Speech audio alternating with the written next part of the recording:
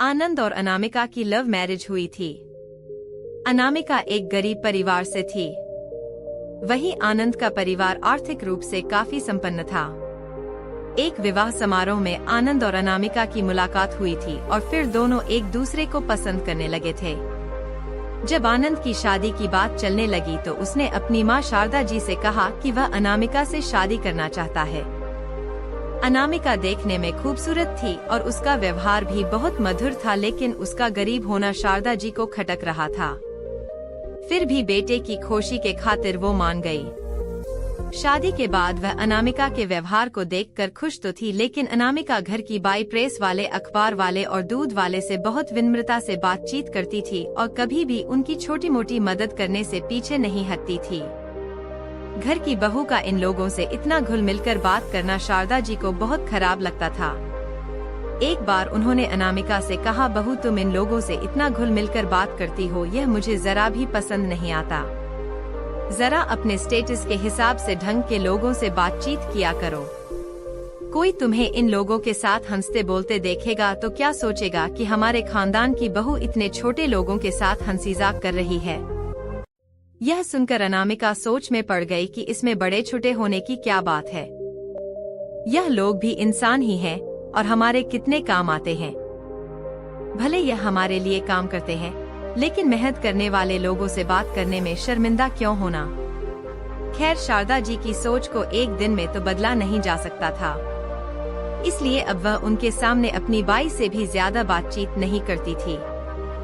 लेकिन जब शारदा जी घर पर नहीं होती थी तब वह बाई के साथ बैठकर चाय पीती थी और उसके घर का हालचाल भी लेती रहती थी। कुछ दिनों से शारदा जी गौर कर रही थी कि उनकी बहू हर रोज 2-3 घंटे के लिए गायब रहती थी। एक दिन उन्होंने बहू से पूछ ही लिया, बहू तुम रोज रोज दोपहर में कहाँ चली जाती हो?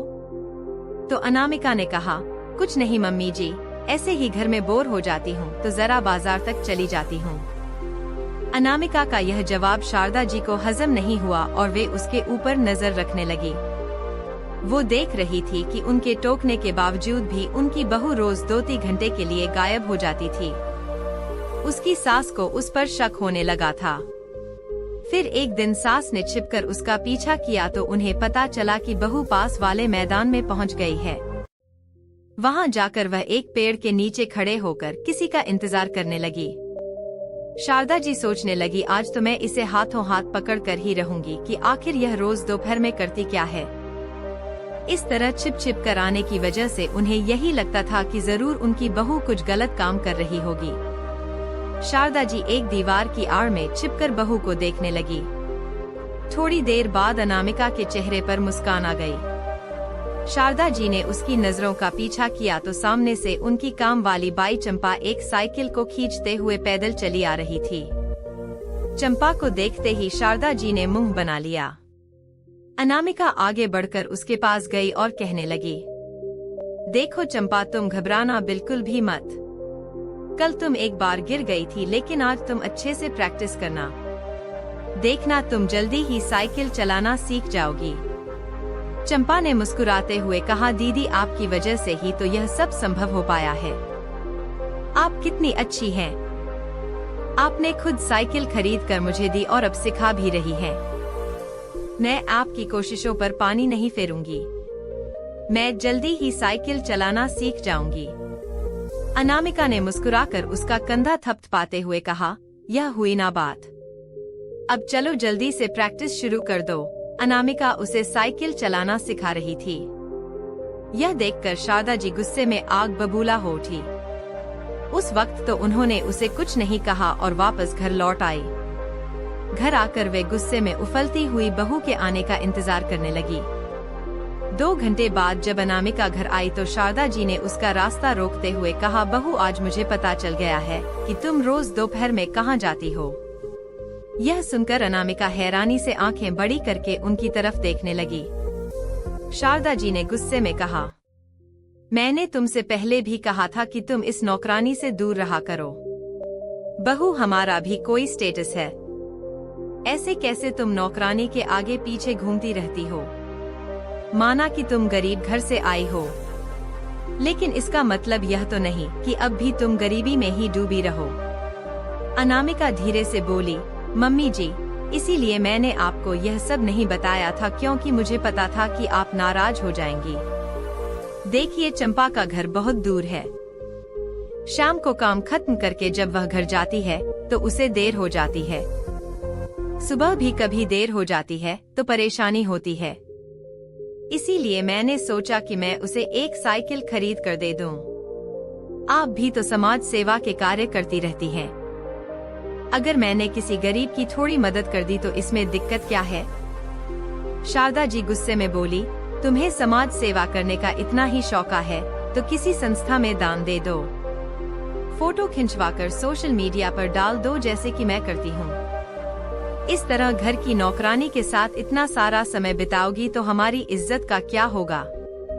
अनामिका ने धीरे से कहा, मम्मी जी, इज्जत का कुछ नहीं होगा। मैं कोई गलत काम थोड़ी कर रही हूँ। किसी गरीब की मदद करना बहुत अच्छी बात होती है। समाज सेवा के नाम पर हम संस्थाओं में दान करते हैं तो अपने आसपास के लोगों की मदद क्यों नहीं कर सकते? मैंने कोई गलत काम नहीं किया है, बस आपको बुरा ना लगे इसीलिए बताया नहीं। वैसे भी चंपा अब कुछ ही दिनों में साइकिल चलाना सीख जाएगी, फिर मुझे उसके पीछे इतना समय नहीं लगाना पड़ेगा। इतना कहकर अनामिका अपने कमरे में चली गई। शारदा जी गुस्सा हो गई और सोचने लगी, आज तो आनंद के ऑफिस से आने के बाद मैं उसे सारी बातें बताऊंगी। अब वही बहू को सीधे रास्ते पर ला सकता है। शाम को जब आनंद घर आया तो शारदा जी ने उसे सारी बात बताते हुए कहा, देखो आनंद, बहू को कह दो कि वह चंपा के साथ इतना ज्यादा समय व्यतीत ना करे। हमारी जान पहचान वाला कोई देखेगा तो क्या सोचेगा कि हमारी घर की बहू अपनी हैसियत के लोगों के साथ उठती बैठती नहीं है, बल्कि नौकरानी को सहेली बनाकर घूम रही है। मैंने तो तुझे पहले ही कहा था कि ऐसे गरीब घर की लड़की से शादी मत कर, लेकिन तूने मेरी बात नहीं मानी। आजकल बहू रानी उस चंपा को साइकिल चलाना सिखा रही है। आनंद कहने लगा, ओफो माँ, यह सब तुम क्या कह रही हो? चंपा गरीब है, ऐसे में अगर अनामिका ने उसकी थोड़ी मदद कर भी दी तो उसमें कुछ गलत नहीं है। बल्कि आपको तो अपनी बहू पर गर्व होना चाहिए जो आपकी तरह ही लोगों की भलाई का कार्य करती है। शारदा जी आनंद से भी नाराज हो गई, लेकिन आनंद ने मां की बात पर ज्यादा ध्यान नहीं दिया और उठकर फ्रेश होने अपने कमरे में चला गया। अनामिका भीतर से सब कुछ सुन रही थी। आनंद के कमरे में आते ही वह पति से लिपट गई और कहने लगी, थैंक यू माँ के सामने आपने सही का साथ दिया, वरना बहुत से लोग तो बस बड़ों का लिहाज करके उनकी गलत बात में भी हाँ में हाँ मिला देते हैं। आनंद ने उसके गाल को चूमते हुए कहा, मेरी पत्नी कोई गलत काम थोड़ी कर रही है। एक बार आनंद अपनी बिजनेस मीटिंग के लिए मुंबई गया हुआ था। उसी समय अनामिका की माँ का फोन आया कि उसके पिता की तबीयत खराब है और वे हॉस्पिटल में एडमिट हैं। अनामिका अपनी सास से बात करके अपने मायके चली गई। उसका मायका 10 घंटे की दूरी पर था। शारदा जी घर पर अकेली थी। चंपा घर का काम करने में लगी हुई थी। तभी शारदा जी की तबीयत बिगड़ने लगी। चंपा को कुछ समझ नहीं आया। वो घर से बाहर मदद लेने निकली, लेकिन बाहर दूर दूर तक कोई ऑटो भी नजर नहीं आ रहा था और अगल बगल में ज्यादा घर भी नहीं थे। बस एक बंगला था जिसका दरवाजा बाहर से बंद था। दरवाजे पर ताला लगा हुआ था। अब तो चंपा घबरा गई कि कहीं शारदा जी को कुछ हो ना जाए। वो समझ नहीं पा रही थी कि क्या करे। तभी उसने सोचा कि वह खुद जाकर डॉक्टर को बुलाकर ले आएगी। उसके पास किसी डॉक्टर का नंबर भी नहीं था, इसीलिए उसने अपनी साइकिल उठाई और शारदा जी को आवाज लगाते हुए बोली, मैडम जी मैं अभी डॉक्टर को लेकर आती हूँ। शारदा जी खिड़की से देख रही थी। चंपा फुर्ती से साइकिल पर बैठी और फटाफट पैडल मारते हुए सड़क से ओझल हो गई। शारदा जी का पूरा चेहरा पसीने से लथपथ हो रहा था। उनकी दिल की धड़कनें भी बढ़ चुकी थी। 20 मिनट के अंदर ही डॉक्टर साहब अपनी कार से घर आ चुके थे।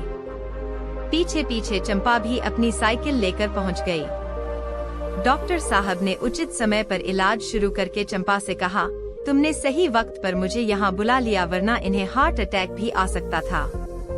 इनका बीपी हाई हो गया था। फिर डॉक्टर ने कुछ दवाइयाँ लिख कर दी। शारदा जी ने डॉक्टर की फीस दी और चंपा को दवाइयों के लिए रुपए दिए। चंपा फिर से अपनी साइकिल लेकर दवाई लेने चली गई। आज उसे साइकिल से इतना सारा काम संभालते देखकर शारदा जी सोच रही थी कि अगर उनकी बहू ने चंपा को साइकिल खरीद कर नहीं दी होती तो शायद आज उनकी जान पर भी खतरा आ सकता था। आज वे समझ गई थी कि हमें स्वार्थी बनकर केवल अपने विकास के बारे में नहीं सोचना चाहिए, बल्कि अपने आसपास के गरीब लोगों को भी आगे बढ़ाने का प्रयास करना चाहिए। तभी तो हमारे आसपास का समाज विकसित होगा और इससे कहीं ना कहीं हमें भी एक अच्छा माहौल मिलेगा और जरूरत पड़ने पर इन्हीं लोगों की मदद भी मिलेगी। जब शारदा जी की बहू अनामिका मायके से वापस आई तो शारदा जी ने बहू को सारी बातें बताते हुए कहा, बहू मुझे माफ कर दो, मैं हमेशा तुम्हें छोटे लोगों की मदद करने से रोकती थी, लेकिन आज चंपा के कारण ही मैं सही सलामत यहाँ खड़ी हूँ। अगर तुमने उसे साइकिल चलाना ना सिखाया होता तो वह इतनी भागदौड़ कैसे कर पाती। अब मैं कभी भी तुम्हें लोगों की भलाई का काम करने से नहीं रोकूंगी। असली समाज सेवा तो अपने आसपास के लोगों की मदद करने से ही होती है। अनामिका अब बहुत खुश थी कि उसकी सास अब उससे नाराज नहीं रहेंगी और लोगों की मदद करते हुए फिर कभी उस पर रोक टोक नहीं लगाएंगी। दोस्तों, ऐसी ही अच्छी कहानियाँ देखने के लिए चैनल को सब्सक्राइब करना ना भूलें। धन्यवाद। जय श्री कृष्णा।